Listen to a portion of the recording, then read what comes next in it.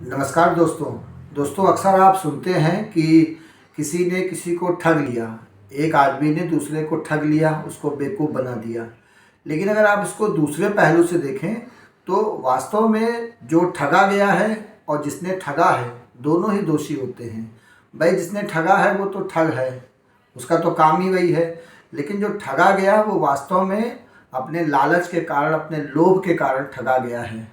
तो होता ये है कि दूसरे का जो ठगता है वो तो दोषी है ही, लेकिन जो ठगा गया है वो भी अपने फ़ायदे के लिए ठगा गया है, क्योंकि उसको मालूम है कि हमें कुछ न कुछ मिलना है इसमें। जैसे अगर किसी ने आपसे पैसे लिए और उसको कहा कि इसको मैं 10 दिन में या 1 महीने में डबल कर दूंगा, तो जो कह रहा है वो तो ठग है ही, लेकिन जो दूसरा है वो फ़ायदे के चक्कर में कि मेरा पैसा महीने भर में डबल हो जाएगा, इसलिए वो ठगा गया।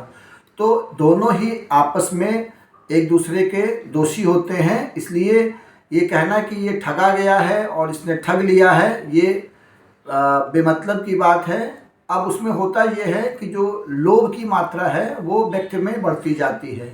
लाभ में देखिए तो ल में आ की मात्रा है तो लाभ होता है, और जब ये मात्रा बढ़ते बढ़ते ओ की मात्रा तक पहुंचती है तो वो लोभ हो जाता है। तो इस तरह से जो ठगा गया और जिसने ठगा वो दोनों आपस में दोषी होते हैं। और एक ख़ास बात ये भी है कि इस वाक़ये का इलाहाबाद के लोकसभा चुनाव से कोई मतलब नहीं है। धन्यवाद।